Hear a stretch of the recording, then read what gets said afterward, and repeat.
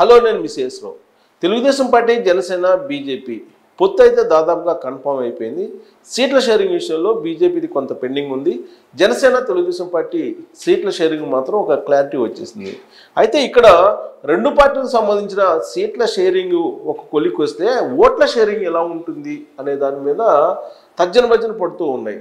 అటు తెలుగుదేశం పార్టీ, ఇటు జనసేన పార్టీ కూడా.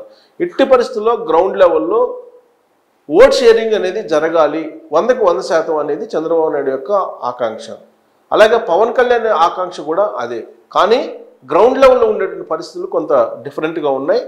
వాటిని మార్చేసి ఎన్నికల నాటికి ఓట్ షేరింగ్ అనేది పకడ్బందీగా జరగాలి అనేది దాని మీద కసరత్తు జరుగుతూ ఉన్నాయి. అయితే అసలు ఓట్ షేరింగ్ జరిగేటువంటి అవకాశం ఉందా లేదా అనే దాని మీద విశ్లేషణ చేసుకోవడానికి ముందుగా గత చరిత్ర ఏం చెప్తోంది ఈ ఓటర్ షేరింగ్ విషయంలో అనే దాని మీద మనం గమనిస్తే కనుక ఇక్కడ 2009,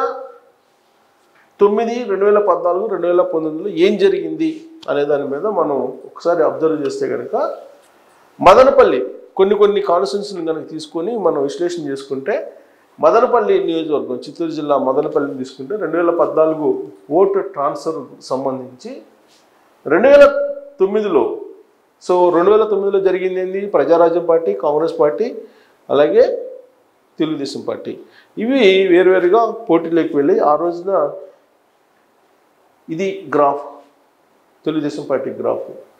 40,000 ఓట్లు పైగా వచ్చినాయి. అదే 2014లో తెలుగుదేశం పార్టీ, బీజేపీ అలాగే జనసేన కూడా ఉంది. ఆ రోజుకి జనసేన నిర్మాణం లేదు, కేవలం జనసేన పార్టీని అనౌన్స్ చేశారు. పవన్ కళ్యాణ్ మాత్రం కొన్ని సభల్లో చంద్రబాబు నాయుడు అలాగే నరేంద్ర మోడీతో కనిపించారు. దాని ప్రభావం కారణంగా బీజేపీకి గ్రాఫ్ ఒక్కసారిగా పెరిగింది. ఇక్కడ 2009లో బీజేపీ గ్రాఫ్ మనం చూస్తే చాలా లోగా ఉంది ఇక్కడ.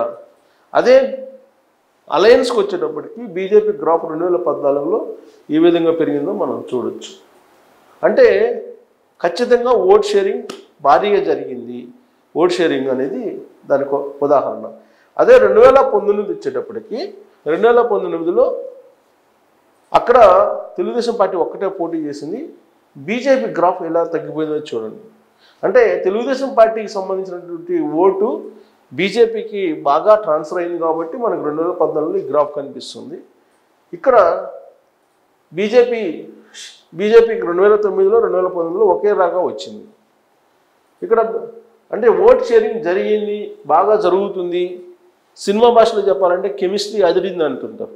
అలాగే రాజకీయాల్లో చెప్పాలంటే ఓట్ షేరింగ్ అదిరిందని చెప్పచ్చు. దీన్ని బట్టి మదనపల్లిలో ఇంకో కాన్స్టిట్యూన్సీ తీసుకున్నాం, నెల్లూరు రూరల్ తీసుకుంటే 2014లో ఓట్ షేర్ చూసుకుంటే కనుక మనకి 2009లో చూడండి, తెలుగుదేశం పార్టీ గ్రాఫ్ ఇలా ఉంది, బీజేపీది ఇలా ఉంది. అదే 2014కి వచ్చేటప్పటికి ఓట్ షేరింగ్ జరిగింది బీజేపీకి. దాంతో గ్రాఫ్ ఒక్కసారిగా పెరిగిపోయింది 2014లో బీజేపీ గ్రాఫ్. అంటే తెలుగుదేశం పార్టీ ఓటర్స్ ఈజీగా బీజేపీలోకి వెళ్ళిపోయారు, బీజేపీకి మద్దతు ఇచ్చారు అని చెప్పడానికి. అంటే జనసేనకు కూడా బీజేపీ, జనసేన, తెలుగుదేశం పార్టీ 2014లో పొత్తున్నాయని సంగతి మనందరికి కూడా తెలిసింది. ఇక 2019కి వచ్చేటప్పటికి తెలుగుదేశం పార్టీ ఒక్కటే పోటీ చేసింది. అక్కడ నెల్లూరు రూరల్లో గ్రాఫ్ ఇండివిజువల్గా పెరిగింది, బీజేపీ గ్రాఫ్ తగ్గిపోయింది. అంటే తెలుగుదేశం పార్టీ లేకుండా బీజేపీ లేదు అనేదానికి నిదర్శనంగా కనిపిస్తున్నాయి ఇవి. ఇక విజయవాడ వెస్ట్ తీసుకుంటే కనుక 2009లో Telugu Desam party graph, BJP graph. 2014కి వచ్చేటప్పటికి బీజేపీ గ్రాఫ్ అమాంతం పెరిగిపోయింది. దానికి కారణం ఏంటంటే తెలుగుదేశం పార్టీ ఓటర్స్ చాలా బలంగా బీజేపీకి సపోర్ట్ చేశారనేదానికి ఇదొక నిదర్శనం. 2019కి వచ్చేటప్పటికి ఎవరికి వాళ్ళే మళ్ళీ ఇండివిజువల్గా పోటీ చేశారు, ఆ గ్రాఫ్ పడిపోయింది బీజేపీది. మనం చూస్తే 2014 గ్రాఫ్ మళ్ళీ 2009 లాగా పడిపోయింది. ఇక నర్సరావుపేట చూస్తే కనుక 2009లో గ్రాఫ్ తెలుగుదేశం పార్టీది ఇలా ఉంటే బీజేపీ గ్రాఫ్ 2009లో ఆల్మోస్ట్ డెడ్ స్టేజ్లో ఉంది. అలాంటిది 2014లో నర్సరావుపేటలో గ్రాఫ్ బీజేపీది ఎలా పెరిగిపోయింది. అంటే దీన్ని బట్టి మనకు అర్థమవుతుంది ఏంటంటే తెలుగుదేశం పార్టీ ఓటరు చాలా క్లియర్గా తెలుగుదేశం పార్టీ అధిష్టానం ఏం చెప్తుందో అది విని ఆ ఓటరు మద్దతు పలుకుతారని చెప్పడానికి ఇదొక ప్రత్యక్ష ఉదాహరణగా కనిపిస్తున్నాయి ఇవన్నీ కూడా. సో బీజేపీ గ్రాఫ్ పడిపోయింది. సో బీజేపీ గ్రాఫ్కు 2014లో అమాంతం పెరిగింది, 2019 విడిగా పోటీ చేసిన తర్వాత మళ్ళీ డౌన్ ట్రెండ్కి వెళ్ళిపోయింది బీజేపీ గ్రాఫ్. చూడండి, అంటే తెలుగుదేశం పార్టీ ఓటర్స్ వల్లే బీజేపీ గ్రాఫ్ పెరిగిందని. ఇక కైకలూరు చూస్తే 2009లో ఆల్మోస్ట్ డెడ్ స్టోరీలో ఉంది బీజేపీ. ఇక్కడ 2014కి వచ్చేళ్ళకి బీజేపీ గ్రాఫ్ అమాంతం పెరిగింది, 80,000 ఓట్లకు పైగా పెరిగిపోయింది దాదాపు. ఇక్కడ 2019కి వచ్చేటప్పటికి మళ్ళీ డెడ్ స్టోరీకి వెళ్ళింది బీజేపీ. అంటే తెలుగుదేశం పార్టీ ఓటర్ ఎలా మెచ్చి అవుతున్నారు బీజేపీకి అనేదానికి నిదర్శనం. ఇక కోడమూరుకి వచ్చేటప్పటికి ఇక్కడ 2014లో తెలుగుదేశం పార్టీ అలాగే బీజేపీ. ఇక్కడ కోడమూరులో 2014కి వచ్చేటప్పటికి బీజేపీ గ్రాఫ్ అయితే పెరిగింది కానీ బట్ పూర్తి స్థాయిలో మెర్జి కాలేదని చెప్పి మనం అంచనా వేయడానికి ఈ గ్రాఫ్ను మనం తీసుకోవచ్చు ఇక్కడ కోడమూరులో. ఎందుకనంటే 2009 కంటే కూడా 2019లో ఎక్కువగా పెరిగింది గ్రాఫ్ తెలుగుదేశం పార్టీది, అంటే ఇండివిజువల్గా పోటీ చేసినప్పుడు. బీజేపీ దారుణంగా పడిపోయింది.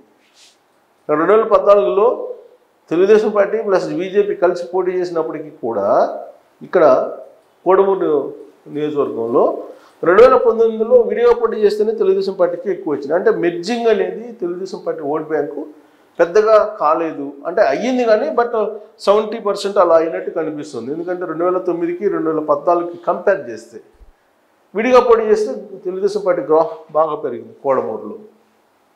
ఇక తాడేపల్లిగూడెంలో ఇక్కడ 2009లో తెలుగుదేశం పార్టీకి సంబంధించి ఓట్ బ్యాంక్ ఎలా ఉంది, తెలుగుదేశం పార్టీ బీజేపీ రెండు కలిసినప్పుడు ఓట్ బ్యాంక్ భారీగా పెరిగింది. ఇక్కడ తెలుగుదేశం పార్టీ బీజేపీ కెమిస్ట్రీ అదిరింది ఇక్కడ అని చెప్పుకోవచ్చు. అదే మళ్ళీ ఇండివిజువల్ 2019లో పోటీ చేస్తే వేరువేరుగా సో తెలుగుదేశం పార్టీ గ్రాఫ్ కొంత పెరిగింది 2009తో పోల్చుకుంటే, కానీ బీజేపీ గ్రాఫ్ అయితే పడిపోయింది. అంటే ఇక్కడ తాడేపల్లిగూడెంలో బాగా క్లిక్ అయిందని చెప్పచ్చు Telugu Desam party BJP Janasena alliance. ఇక పాడేరులో తీసుకుంటే తెలుగుదేశం పార్టీ గ్రాఫ్ 2009లో హై ఉంది, బీజేపీది ఎలా ఉంది చూసాం.